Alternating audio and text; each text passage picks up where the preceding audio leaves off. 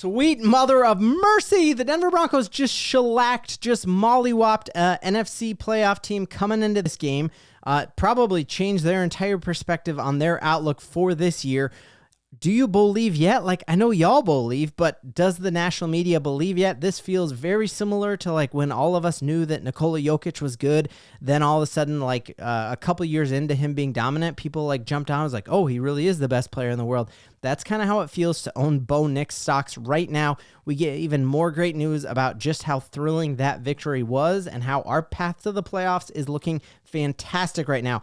If you like the Denver Broncos, I'm Ben. I'm a diehard Denver Broncos fan. I knew the team was capable of this all season long, and it helps me out a ton. If you would like and smash that subscribe button harder than I hope you smashed the 5.5 win overs that we just hit tonight.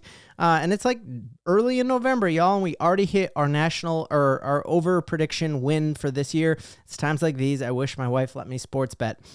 So let's dive into just the great news. So we knew coming into this game that we were up against it. Like, we had just had a soul-crushing game. We all were sick for an entire week. I wanted to take sick days from work. I was so discouraged. And that can go either way. That can implode this team, and we're like, oh, man, we're never going to rebound from this, like it happened with Chicago Bears after that Hail Mary. But you saw right off the jump how much this team believes in itself with an amazing 70-yard touchdown drive right from the jump. You saw us combat adversity there. You saw some of Bo Nix's best throws of the entire season, just utilizing the middle of that field like an absolute baller. Like we haven't seen the middle of the field utilized like that in a long time in Denver. A couple other things that were just incredibly encouraging. Obviously, seeing Bo Nix throw for 300 yards was wild.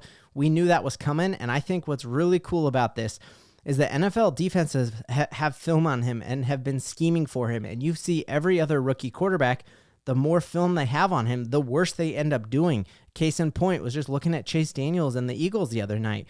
They know what he does well, and they take it away. With Bo, he's getting more and more familiar each week and actually getting better. And that is a sign that you have found your quarterback. When Sean Payton said, I think we got the best one, he wasn't bluffing for us. He really means that.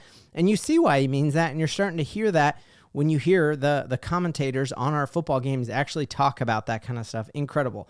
Other thing I absolutely loved was just seeing how I had really wondered what was going to happen with Javonte Williams, that he had one carry last week against the Kansas City Chiefs. And I'd wondered, like, a team that doesn't have good chemistry, you see them start tweeting stuff, you see them, like, start slumping and having their heads down. Javonte came in like a man on the mission, and both times that you've seen Audric kind of flash, you see Javonte come back and actually ball out of control the next week, just showing that this team is united, seeing several shots of the running backs on the sideline when the other dude was in and getting the carries, and they're for each other, and you see that perfectly clear. Absolutely loved that play when Javonte ended up like 5 yards out of the end zone and the entire team pushed him across, and just how they all were celebrating. And the back end of that push was Courtland Sutton, who had 0 targets at that point. He hadn't even been looked at.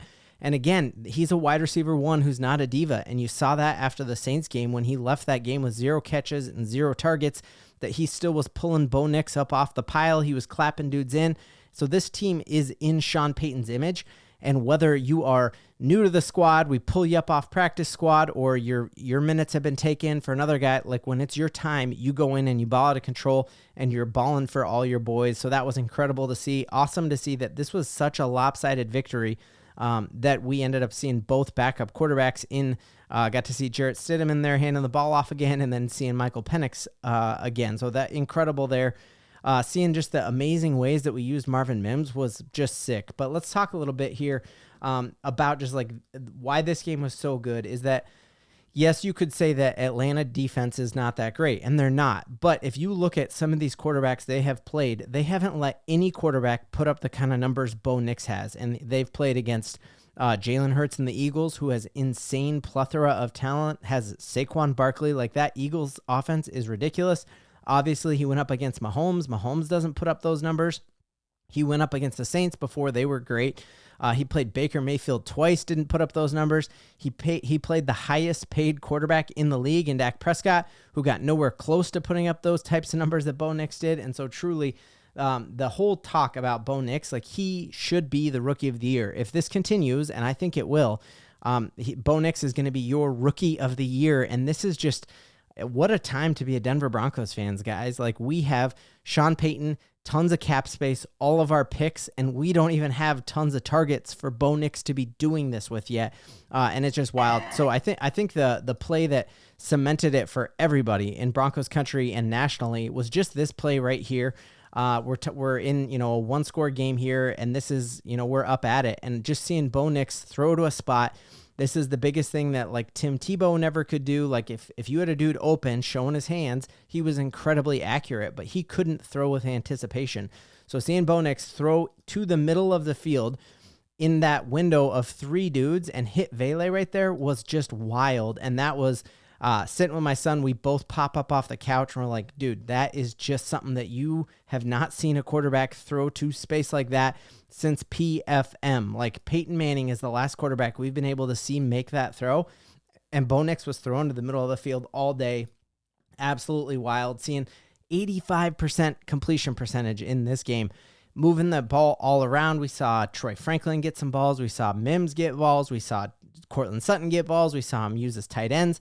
And that's with that one drop from Troutman. So you're talking like he's an 89% completion percentage with 0 drops. And this was just the best game of the Bo Nix era for sure. And it's incredible that it's happened week 11 because we have not even come close to seeing what the ceiling for this team can be. And just seeing that this stat line right here, that no quarterback has ever had a stat line like this in NFL history, where he's had that many touchdown passes, that much yardage, and that high of a completion percentage. No rookie quarterback in NFL history. So there's all this talk about generational talents that we missed out on in Caleb Williams. And man, Bo Nix is a generational talent, and I cannot wait until the rest of the world finds that out. And we're like, yeah, we bought his jersey immediately because we knew when Sean Payton started laughing at everybody saying, I got my guy, we knew he was the one, or Sean Payton was like the biggest liar in the world and was going to get run out of town, but he's not. He rallied the troops. Incredible. Great point here by Phil Melania that this rookie continues to get better while all the other rookies, they have film on and they're dropping off. So just fantastic here. Other thing that I think is really important to point out is that while this defense, like putting up that kind of numbers is going to be hard the rest of the season, that's the toughest offense we have remaining on our schedule. I think from a pure playmaking standpoint, that is the toughest offense in football. You were talking 3 or 4 wide receivers who would walk onto the Denver Broncos and start tomorrow. A generational tight end in Kyle Pitts. Bijan Robinson is an amazing ball carrier. It goes like Derrick Henry and then Bijan Robinson and then Kirk Cousins. Like everyone, he just got a max contract. And so there is not a better offensive team in football. And they didn't score a touchdown on us. Like, our defense will keep us in games the rest of the season, but they might not even have to because Bo Nix is going to continue to get better each and every week. And that is just absolutely amazing here. Looking at just kind of his numbers for this year, that he is averaging 7.4 yards a throw. Everyone coming into the draft was like, well, you got a check down king. He's the 35th best quarterback in the NFL right now. Get that trash out of here. The Broncos are legit. Our path to the playoffs is wide open. We have 2 very winnable games. The Broncos can't look past them, but we can. And we're going to talk about why we are going to dominate the Raiders and then dominate the Browns the week after that. And then after that, it's like, dude, we get a bye week. We get to play the Colts, and then we could already have a playoff spot clinched like a week after our bye week. This is absolutely wild stuff. The disrespect has got to stop, and it's going to start stopping, and you're going to start to notice something here that might annoy you, or you might just be like, oh, it's about time. Let me know in the comments. Is this going to annoy you, or is it going to be about time? You're going to hear all these people come around now and be like, oh, I always knew Bo was the guy. Like, oh, I knew Sean Payton wasn't only going to win 7 games.